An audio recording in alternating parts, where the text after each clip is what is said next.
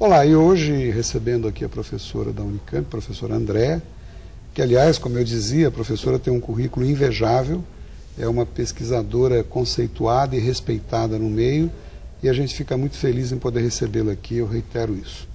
Eu queria comentar consigo agora o seguinte: no quarto relatório divulgado em 2007, cientistas do IPCC, que você vai traduzir daqui a pouco, estimaram que uma concentração de CO2 na atmosfera elevará a temperatura em 3 graus.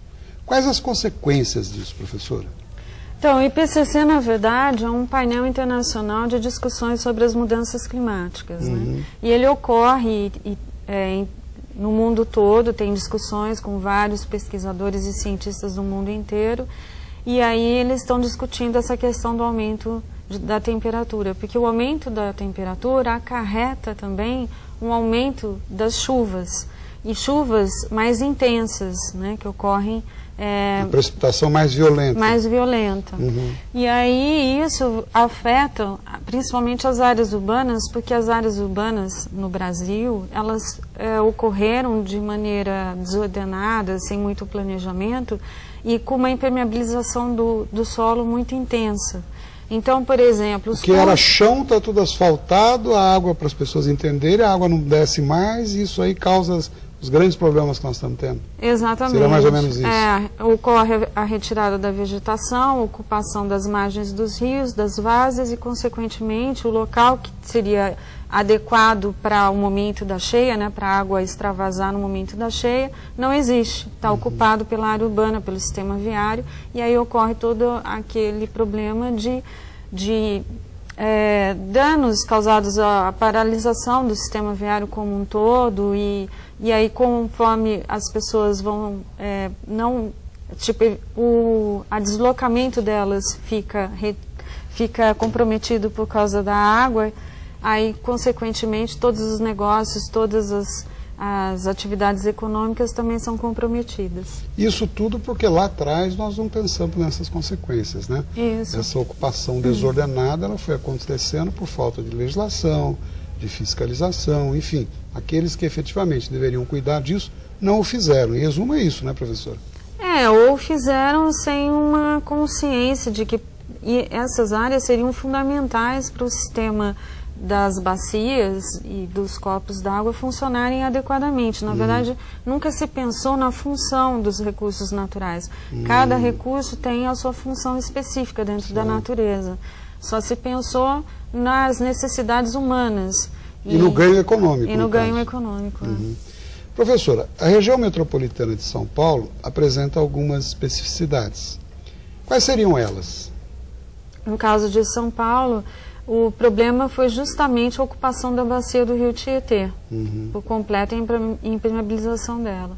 Então, toda a área de margens, como eu mencionei, as várzeas, né, o fundo de vale dessa bacia foi ocupado. E agora, se ocorrer realmente um processo de expansão no futuro, por exemplo, nos próximos 10 anos, da forma como vem ocorrendo até hoje, se continuar com a mesma taxa de expansão urbana, de crescimento, o que vai ocorrer é que as áreas mais íngremes, né, de morros e morrotes que tem no entorno da região metropolitana, as encostas vão começar a ser ocupadas. E aí os problemas de deslizamento começam a aparecer. Coisa que não é tão grave hoje em São Paulo, já pode ocorrer, mas não é num grau de intensidade muito elevado ainda. Mas se houver esse processo de impermeabilização dessas áreas, com certeza. O problema maior em São Paulo seria enchente, no caso. Hoje é. Professora, e o que nós poderíamos fazer agora, de concreto, para amenizar os efeitos das mudanças climáticas que estão por vir de maneira ainda mais aguda do que já estão ocorrendo? Então, um dos problemas mais graves é o sistema de drenagem, porque o sistema de drenagem hoje, ele tem problemas de dimensionamento. Você se refere a galerias de águas fluviais, as bocas de lobo, que a gente conhece como boca de lobo, seria isso?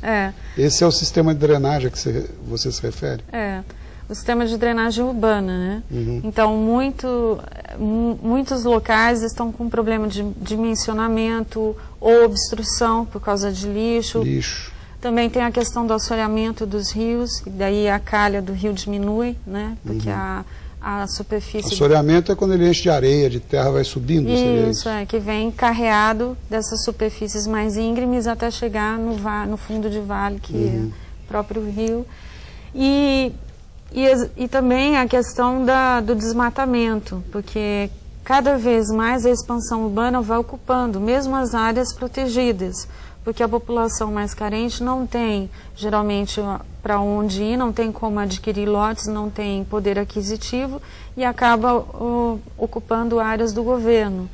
De forma até predatória, no caso. Porque ele, para poder construir e ter o lote, ele acaba desmatando essas áreas. E aí isso ocorre de maneira desordenada também, sem um controle. Mas as providências mais urgentes seriam medidas governamentais, então, sim, no sentido de coibir isso. Redução, por exemplo, do número de veículos com um sistema de transporte de massa mais eficiente para reduzir as emissões dos gases de efeito estufa.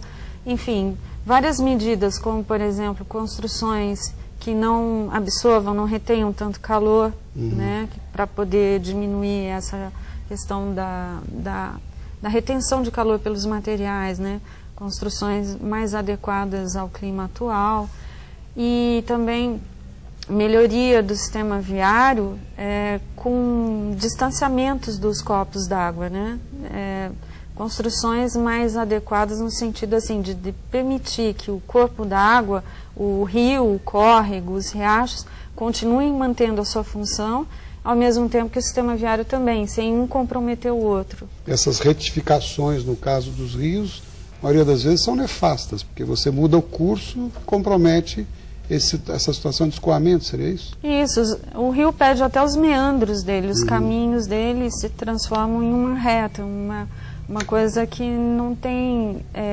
lógica para o sistema natural, comparativamente com o sistema natural, como ele funciona normalmente. Então, essas informações que a senhora nos traz aqui são importantíssimas, até porque essas ações todas dependem de medidas do governo. Se os governantes não estiverem sensibilizados por desinformação ou por desinteresse, nós jamais vamos corrigir esses problemas, né? Então, tomara que a gente possa disseminar cada vez mais informações como essas que a senhora traz aqui hoje. Eu vou pedir mais um minutinho de licença, a gente já volta, fique conosco.